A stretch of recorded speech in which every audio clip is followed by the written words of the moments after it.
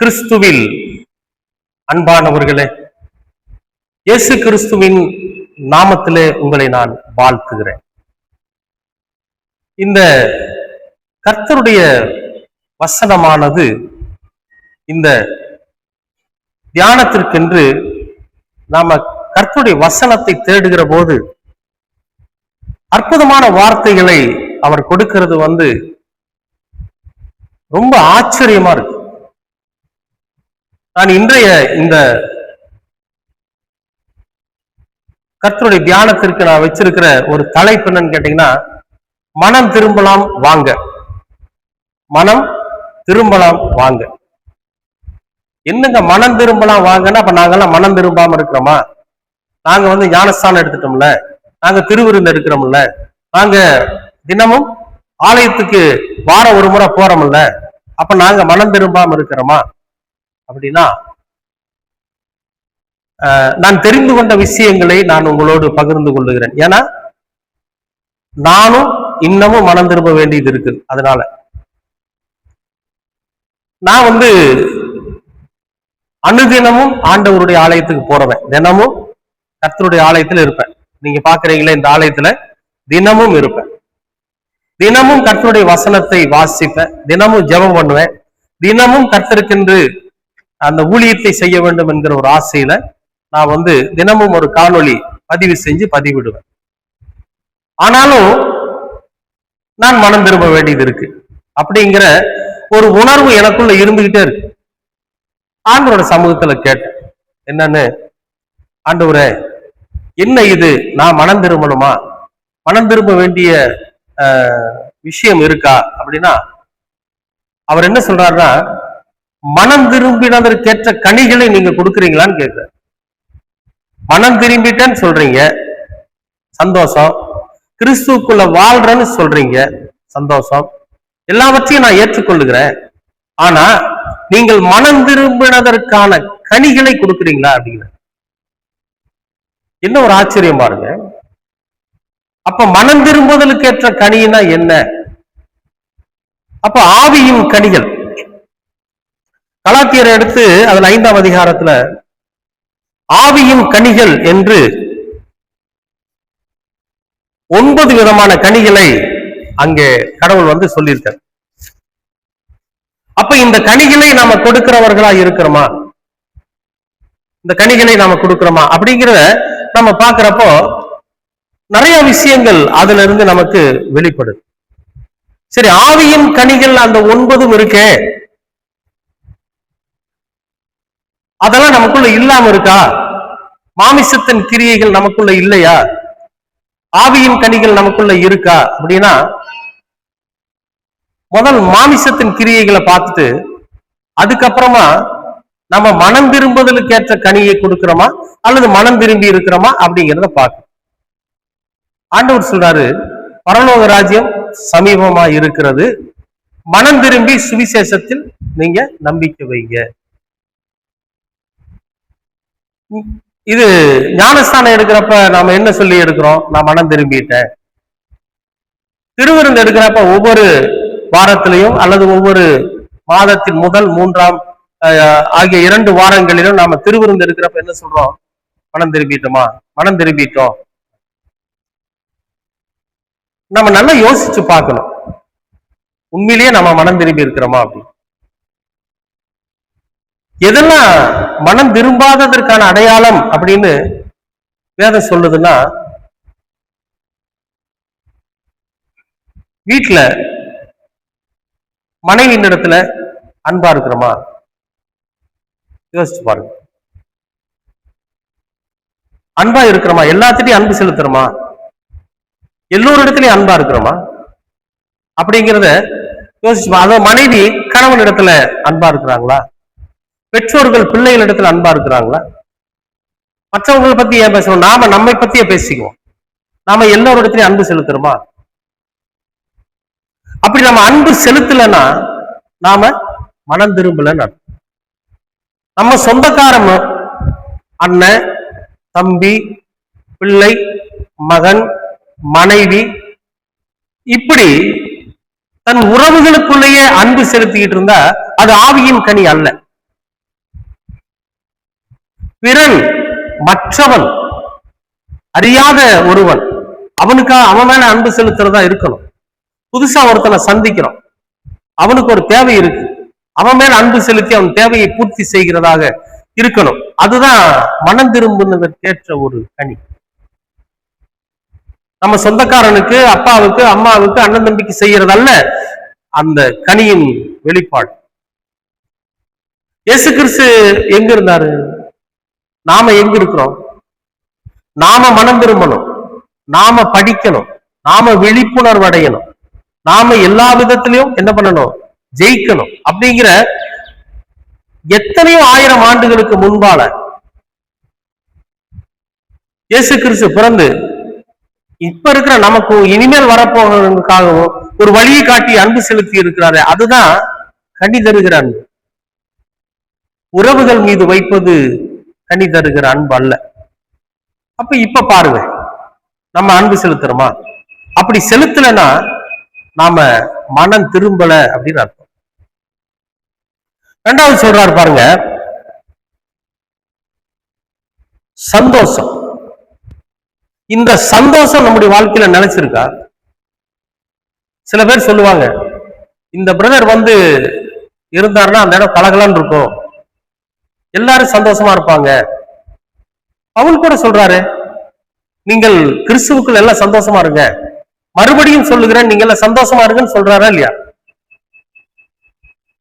அப்ப நாம போய் இருக்கிற இடம் சந்தோஷமா இருக்கணும். அங்க எந்த விதமான சண்டையோ சச்சரவுகளோ வந்துடக்கூடாது. நாம போய் அந்த இடத்த சந்தோஷமாக்கணும். நான் பெற்ற சந்தோஷம் கிறிஸ்துவின் மூலம் நான் சந்தோஷப்பட்டிருக்கிறேன். கிறிஸ்துவுக்குள் எப்பொழுதும் சந்தோஷமா இருங்க பவுல் சொல்றாரு. அப்ப நாம எல்லோருமே சந்தோஷமா இருக்கிறோமா? நாம எல்லோரையும் சந்தோஷமா வச்சுக்கிறோமா? அப்படின்னா அப்படி இல்லைன்னா நம்ம மனம் திரும்பலன்னு அர்த்தம். அப்படி இல்லாதவங்களை தான் கூப்பிடுறாரு, மனம் திரும்பலாம் வாங்க. இப்போ வேதாகமத்தை வாசிக்கிறோம், அதன்படி நடக்கிற மாதிரி இருந்தா தானே நம்ம மனம் திரும்ப முடியும். அப்ப நாம மட்டும் சந்தோஷமா இருந்தா பத்தாது, நாம இருக்கிற இடம் சந்தோஷமா இருக்கும். நாம இருக்கிற இடம் சந்தோஷமா இருக்கும், நம்மை சுற்றி இருக்கிறவர்கள் சந்தோஷமா இருக்கும். அதனாலதான் பவுல் சொன்னார், எப்பொழுதும் நீங்க சந்தோஷமா இருங்க. அப்படி மற்றவர்களுடைய சந்தோஷத்தில் பிரியப்படாம நாம மட்டுமே சந்தோஷமா இருந்தோம்னா நம்ம மனம் திரும்பல. அவங்களதான் கூப்பிடுறாரு, மனம் திரும்பலாம் வாங்க. அடுத்தது சமாதானம். எல்லா விதத்திலையும் நாம சமாதானமான ஒரு உடன்படிக்கையோட இருக்கணும். எப்பயுமே யாருகிட்டையும் சண்டை போடக்கூடாது, யாரையும் கடிஞ்சு பேசக்கூடாது, யாரையும் வெறுக்கக்கூடாது, யாரையும் நயவஞ்சகமான காரியத்தினால வீழ்த்தக்கூடாது. எல்லா இடத்திலையும் சமாதானம். இந்த சமாதானம் செய்கிறவர்கள் பாக்கியவான்கள், அவர்கள் தேவனை தரிசிப்பார்கள், பரலோக ராஜ்யம் அவர்களுடையது. அப்ப சமாதானம் பண்ணணும்.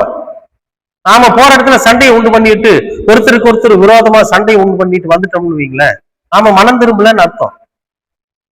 பைபிள் படிச்சோம், மற்ற காரியங்களும் நிறைய இந்த திருச்சபைகளுக்குள்ள பாருங்க, இந்த எலெக்ஷன் நடக்கும், அந்த டைம்ல பாருங்க இப்படிப்பட்ட மக்களுடைய உண்மை நிலைய நாம பார்க்கலாம். 2-3 பார்ட்டி நிக்கிறாங்கன்னா 3 பேர்த்துக்கிட்டையும் போய் ஒருத்தரை பத்தி ஒருத்தரை சண்டை உண்டு பண்ணி விட்டு வருவாங்க, சமாதானப்படுத்த மாட்டாங்க. ஆனா கிறிஸ்துவுக்குள்ள அவங்க ரொம்ப ஆழ்ந்த சிந்தனையோட இருப்பாங்க, சர்ச்சுக்கு ரெகுலரா போவாங்க, அரசியல் தலையீடு இருக்கும், எல்லாமே இருக்கும். அவங்க பார்த்து கூப்பிடுறாரு, மனம் திரும்பலாம் வாங்க, மனம் திரும்பலாம் வாங்க. நீங்க இன்னும் மனம் திரும்பல, மனம் திரும்பலாம் வாங்க. அடுத்தது சொல்றாரு பாருங்க, நீடிய பொறுமை. அவசரம் இல்லாம ரொம்ப பொறுமையா நிதானமா ஒரு முடிவெடுக்குது. நம்மளை மற்றவங்க திட்டா கூட அவசரப்பட்டு பேசிடாம பொறுமையோட நாம அதை கடைபிடிக்கணும். சில பெரியவங்கெல்லாம் சொல்லுவாங்க, தம்பி அவசரப்பட்டு வாய் விடாதீங்க, என்ன நடந்துச்சு ஏது நடந்துச்சுன்னு தெரிஞ்சு அதுக்கப்புறமா என்ன பண்ணுங்க, நீங்க பேசுங்க, கொஞ்சம் பொறுமையா இருங்க தம்பி, நிச்சயமா ஏற்ற காலத்துல உங்களுக்கு எல்லாமே கிடைக்கும், நீங்க கொஞ்சம் பொறுமையா இருங்க, அவசரப்படாதீங்க. ஆட்டோவில் கூட எழுதியிருப்பான், பதறுகிறவன் சிதறுவான், அவசரப்படாத, பொறுமையா இரு, அப்ப வேதம் நமக்கு என்ன சொல்லுகிறதா? நீடிய பொறுமையாயிரு. உனக்கு உனக்கு கண்டிப்பா கிடைக்கும். ஏற்ற காலத்துல, ஏற்ற சூழ்நிலையில உனக்காக எது நியமிக்கப்பட்டு இருக்கிறதோ அது என்ன பண்ணும்? உனக்கு கிடைக்கும். அதை விட்டுட்டு நீ அவசரப்பட்டுட்டு தப்பான வழியில, குறுக்கு வழியில எதையாவது உன்னை அடையும் நினைச்சு பொறுமை இல்லாதவனா இருக்காத. இன்றைக்கு கிறிஸ்தவத்துக்குள்ள, திருச்சபைகளுக்குள்ள, திருமண்டலத்துக்குள்ள அதுதான் நடக்குது. அது அப்படி நடந்து பதவி வாங்கினவங்க எல்லாம் இறந்து போயிட்டாங்க. அன்பானவர்களே, அப்படி பொறுமை இல்லாதவனை தான் ஆண்டவர் கூப்பிடுறாரு, மனம் திரும்பலாம் வாங்க. அடுத்தது தயவு. மற்றவர்களுக்கு தயவு பாராட்டுவது. உங்ககிட்ட இருக்கிறதையெல்லாம் நீங்க அவங்ககிட்ட கொடுத்துருன்னு சொல்லல, உனக்கு மிஞ்சினதை கொண்டு வை. நாம என்ன வச்சிருக்கிறோமோ, என்ன சாப்பிடுறோமோ அது கொஞ்சம் மீதி ஆயிடுச்சுன்னா இல்லாதவங்களுக்கு கொடுக்கலாமே, தப்பு இல்லையே. 2 ஆடைகள் நமக்கு நிறைய இருக்குது அப்படின்னா, இல்ல ஆடை இல்லாம இருக்கிறவனுக்கு கொடுக்கலாமே, உணவு இல்லாம இருக்கிறவனுக்கு கொடுக்கலாம் இல்லையா? இன்றைக்கு எத்தனை வேதாகமத்தை தூக்கி கொண்டு திரிகிறவர்கள் சுயநலவாதிகளா இருக்கிறாங்க தெரியுங்களா? தனக்கு மட்டுமே சொத்து சேர்த்திக்குவாங்க, தான் மட்டுமே ஐஸ்வர்யவானா இருக்குன்னு நினைப்பாங்க. இது என்னுடையது, என்னுடையது, எனக்கு சொந்தமானது, எனக்கு தான் வேணும், எனக்கு எனக்கு எனக்குன்னு சொல்லி சுயநலமா வாழ்ந்து கொண்டிருக்கிற எத்தனையோ கிறிஸ்தவ மக்களை நம்ம பார்க்க முடியும். ஆனா இயேசு கிறிஸ்து அப்படி நினைக்கலையே.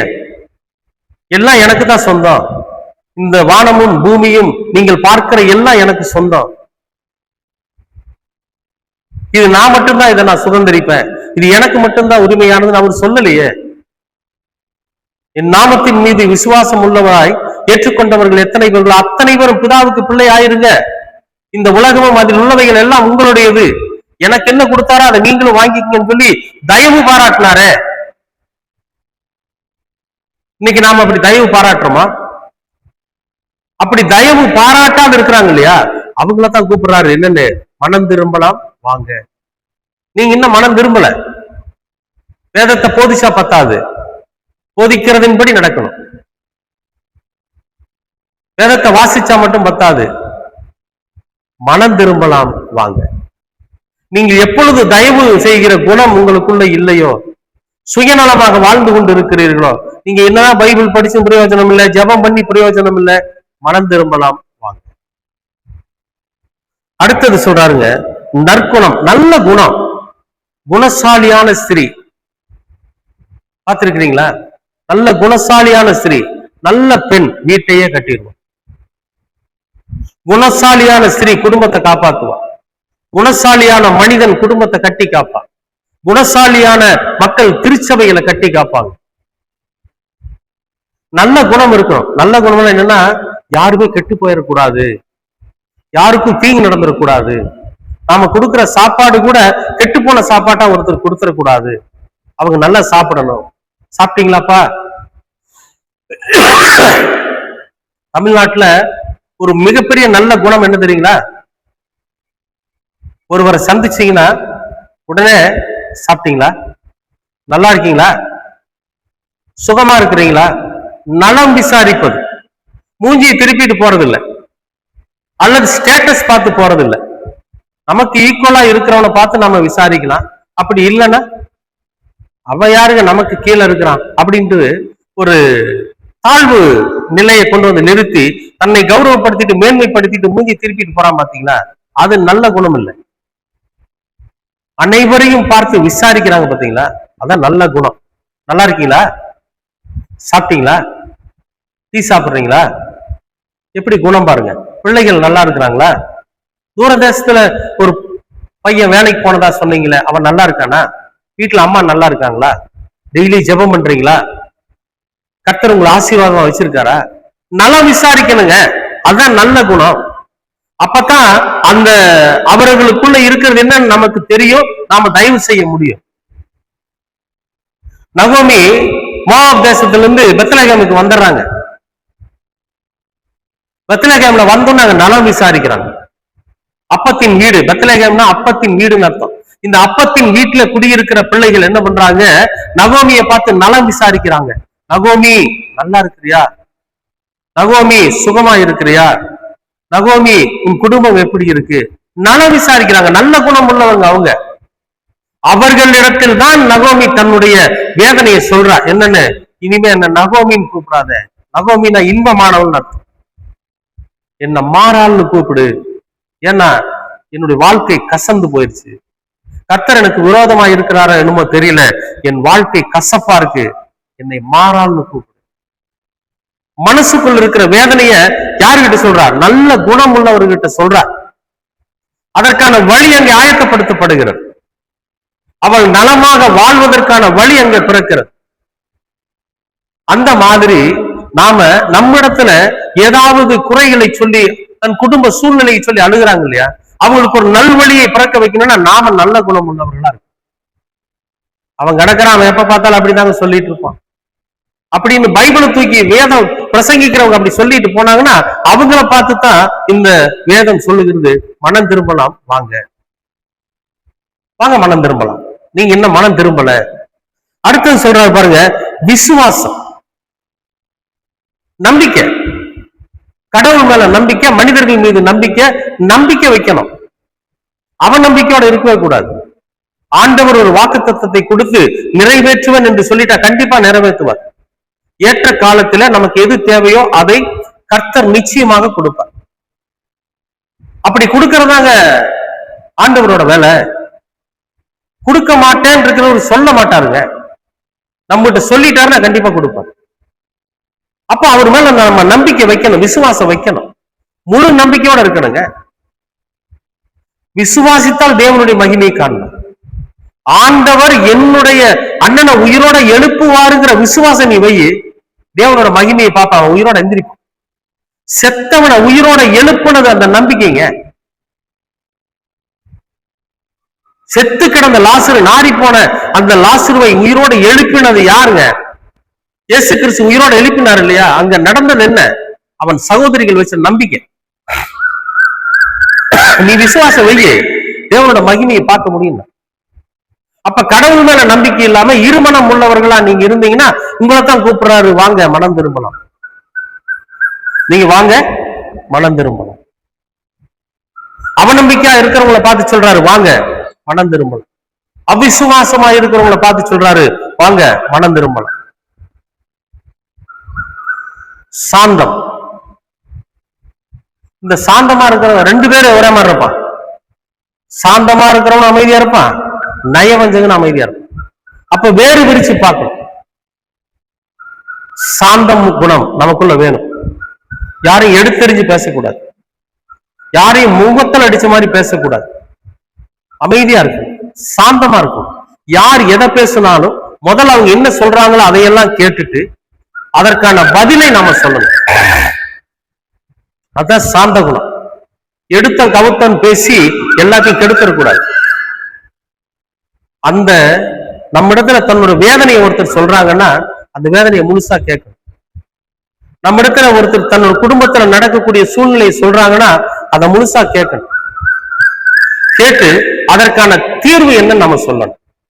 அப்ப அதை கேட்கறதுக்கு நமக்கு என்ன வேணும் தெரியுங்களா? பொறுமை வேணும், நீடிய பொறுமை வேணும், தயவு குணம் வேணும். இதெல்லாம் இருந்தா தான் நம்ம என்ன பண்ண முடியும்? சாந்தமா இருக்கும். இல்ல அப்படின்னு சொல்லி எடுத்துடனே எடுத்தெறிஞ்சு பேசுறது, யோ நீ சொல்றத நான் கேட்டுட்டு போய் அந்த பக்கம். நான் ஒரு விஷயத்தோட ஒரு பேராயரை பார்க்க போனேன். அந்த பேராயரை போய் பார்த்து எல்லாரும் பணம் கொடுத்து கொஞ்சம் பணம் வரவு செலவு நடந்துட்டு, என்கிட்ட ஒண்ணும் இல்லை. நான் போன உடனே அவரு பார்த்தாரு. அப்புறம் நான் ஒரு விஷயம் அவருக்கு சொன்னேன், யோ போயா அப்படின்ட்டு. ஐயா பேராயர் போயா அந்த பக்கம் அப்படின்ட்டு. இன்னைக்கு அந்த பேராயர் இல்லை. எதுக்கு சொல்றேன்னா, சாந்தம் இல்லை. அங்கி போட்டு அங்கியை அணிந்து கொண்டு நான் பரிசுத்தவான் கர்த்தருக்கு வேலை செஞ்சுட்டு இருக்கிறேன்னு சொல்லக்கூடிய மனுஷன் இடத்துல என்ன இல்லைங்க? சாந்த குணம் இல்லை, எரிச்சல், முகஸ்துதி, அதாவது முகத்தில் அரைஞ்ச மாதிரி பேசி வெளியே துரத்துறது, பெருமை, தற்பெருமை, இதெல்லாம் இருந்ததுனால இன்னைக்கு இல்ல அவங்கெல்லாம். ஒருவேளை உங்களுக்குள்ள அப்படி ஒரு குணம் இருந்தா உங்களை பார்த்து கூப்பிடுறாரு, வாங்க மனம் திரும்பலாம், வாங்க மனம் திரும்பலாம். இச்சை அடக்கம், இச்சை அடக்கம் ரொம்ப முக்கியமான ஒரு விஷயம். ஏன்னா இச்சைனாக்கா எல்லாரும் என்ன முடிவு பண்ணிடுவாங்கன்னா, ஒரு பெண்ணை பார்த்து அவங்க மேல ஆசைப்படுறதா இச்சை, அல்லது ஒரு பெண் ஒரு ஆணை பார்த்து ஆசைப்படுறதா இச்சை அப்படின்னு சொல்லி சொல்லுவாங்க. அப்படி அல்ல. ஒரு பொருள் மீது நீங்க ஆசை வச்சாலும் அது இச்சை தான். பேனா இருக்கு, இந்த பேனாவை பார்த்துட்டு அட நம்மளை விட ஒரு உயர்ந்த பேனாவை வச்சிருக்கானே, இந்த பேனாவை எப்படியாவது நம்ம அடையணும் அப்படின்னு நம்ம நினைச்சோம்னா அது இச்சை. அல்லது ஒரு இந்த ஆளெல்லாம் இப்படி இருக்கிறானே, நமக்கே அப்படி இல்லை, அந்த ஆள் மாதிரி நாமும் ஒரு வண்டி வாங்கணும் அப்படி நினைச்சா அது இச்சை. ஆண்டவர் ஏற்கனவே உங்களுக்கு ஒரு வண்டி கொடுத்திருக்காரு. அப்ப அதை விட்டுட்டு வேறொரு வண்டியை நாம தேடுறோம்னு வச்சுங்களேன், அது இச்சை. அப்ப இச்சை அடக்கம் வேணும் அப்படின்னா என்னன்னு கேட்டீங்கன்னா, ஆசைகளை அடக்கணும், சிந்தனைகளை அடக்கணும், செயல்களை அடக்கணும். இது அடக்கிறதுக்கு ஒரே வழி என்னன்னு கேட்டீங்கன்னா வேத வசனம் தான். மனசை அலைபாய விடக்கூடாது. மனசு அப்படி இப்படி அலைபாஞ்சுக்கிட்டே இருக்கு. அதை பார்க்கலாமா, இதை பார்க்கலாமா, இப்படி வாங்கலாமா, அப்படி வாங்கலாமா, மனசு அலைபாயும், ஒரு நிலையான இடத்துல இருக்காது. எதை பார்த்தாலும் வாங்கணும்னு தோணும், எதை பார்த்தாலும் அடையணும்னு தோணும், எதை பார்த்தாலும் தனக்கு உடமையாக்கி கொள்ளணும்னு தோணும். இதெல்லாம் இச்சை அடக்கம் இல்லாத ஒரு காரியம். அப்ப இச்சைகளை, ஆசைகளை யார் அடக்குகிறார்களோ அவர்கள் தான் கனிகளை வெளிப்படுத்துறவங்க. அப்ப உங்களால ஆசைகள் அடக்க முடியலையா? எதை பார்த்தாலும் வாங்கணும்னு தோணுதா, எதை பார்த்தாலும் அதை அடையணும்னு தோணுதா, உங்களை பார்த்துதான் கூப்பிடுறாரு, மனம் திரும்பலாம் வாங்க. அப்ப இந்த வேதத்தை வாசித்து வேதத்தின்படி வாழ்ந்து கொண்டிருக்கிறேன் என்று சொல்லுகிற வேதத்தின் மக்களாய் இருக்கிற உங்களையும் என்னையும் பார்த்து தான் ஆண்டவர் சொல்றாரு, மனம் திரும்பலாம் வாங்க. இன்னும் நாமெல்லாம் மனம் திரும்பல. இன்னும் நாம மனம் திரும்ப வேண்டியது நிறைய இருக்கு. நாம மனம் திரும்பி, நாம முழுமையாக மனம் திரும்பி ஆண்டவரோட பாதத்தில் அமர்கிற போதுதான் நாம ஜெபிக்க முடியும். அப்படிப்பட்ட ஜெபத்தை தான் கர்த்தர் கேட்பார். நாம முழுமையாக மனம் திரும்பி கர்த்தரோடு உறவாடுகிற போதுதான் நம்மை சொந்த பிள்ளைகளாக ஏற்றுக்கொள்வோம். நம்மை முழுமையாக நாம முழுமையா மனம் திரும்பி ஆண்டவரோட சமூகத்துல நான் எந்த விதமான தப்பும் செய்யறது இல்ல, எந்த விதமான தவறுகளும் செய்யறது இல்ல, நான் உண்மையா இருக்கிறேன், உத்தமமா இருக்கிறேன்னு சொல்லி கர்த்தரோட சமூகத்துல நம்முடைய வாழ்க்கை தரத்தை பற்றி ஒப்புவிக்கிற போது கர்த்தர் நம் மீது பிரியமுள்ளவராயிருக்கும். அது வரைக்கும் ஒவ்வொரு நாளும் ஆண்டவர் நம்மளை பார்த்து சொல்லுகிற வார்த்தை என்ன தெரியுமா? மனம் திரும்பலாம் வாங்க, பரலோக ராஜ்யம் சமீபத்தில் இருக்கிறது. இந்த உலகத்துல நாம பேசுகிற வார்த்தையில ஒரு கெட்ட வார்த்தை வந்துட்டா கூட நம்ம மனம் திரும்பலைன்னு, நாம பார்க்கிற பார்வையில ஒரு தப்பான பார்வை இருந்துட்டா நம்ம மனம் திரும்பலன்னு, நாம பசங்களையோ பிள்ளைகளையோ தேவையில்லாம திட்டோன்னு வைங்களேன், நம்ம மனம் திரும்பலன்னு அர்த்தம். திருச்சபையில நம்ம ஏதாவது ஒரு விதத்துல தவறு பண்ணிடுறோம், ஒரு காணிக்கை காசி எடுத்துறோம்னு வைங்க, நம்ம மனம் திரும்பலன்னு அர்த்தம். அன்பானவர்களே, நம்மளால் இயன்றதை மற்றவர்களுக்கு செய்து கனிகளை, அதாவது மனம் திரும்புதலுக்கு ஏற்ற கனி இது. மனம் திரும்பின அப்படின்னு சொல்றவன் வெளிப்படுத்தக்கூடிய கனிதான் இது. அன்பு,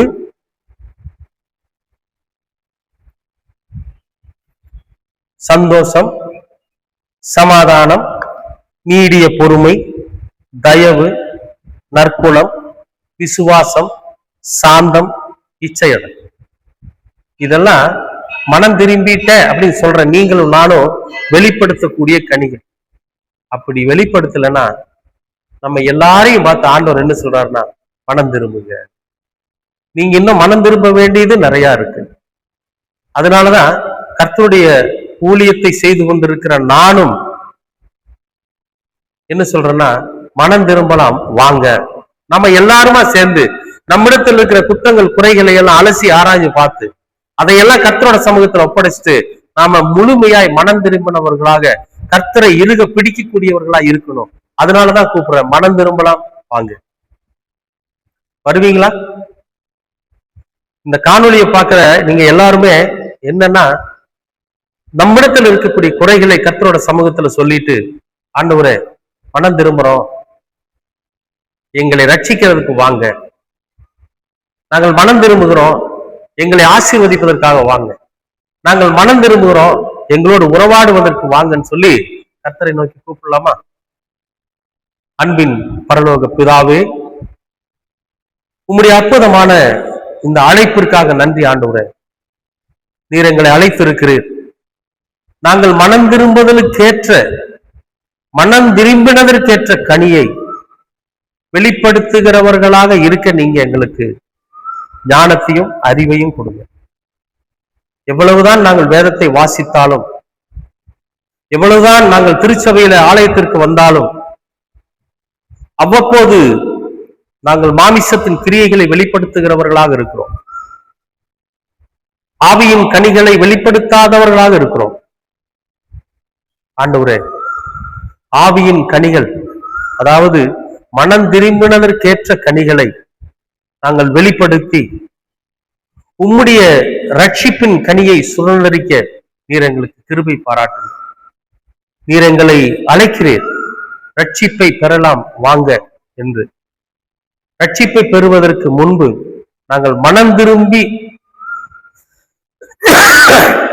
முழுமையாய் உம்முடைய சமூகத்தில் எங்களை ஒப்படைத்து நாங்கள் மனம் திரும்புவதற்கு ஏற்றபடி நாங்கள் எங்களுடைய வாழ்க்கையை மாற்றிக்கொள்ள நீங்க கிருபை பாராட்டு. உங்க இரக்கமும் கிருபையும் உங்க வழி நடத்துதலும் என்னென்றைக்கும் எங்களோடு கூட இருக்கு. கிறிஸ்து இயேசுவின் வழியாய் கேட்கிறோம் நல்ல பிதா. ஆமென்.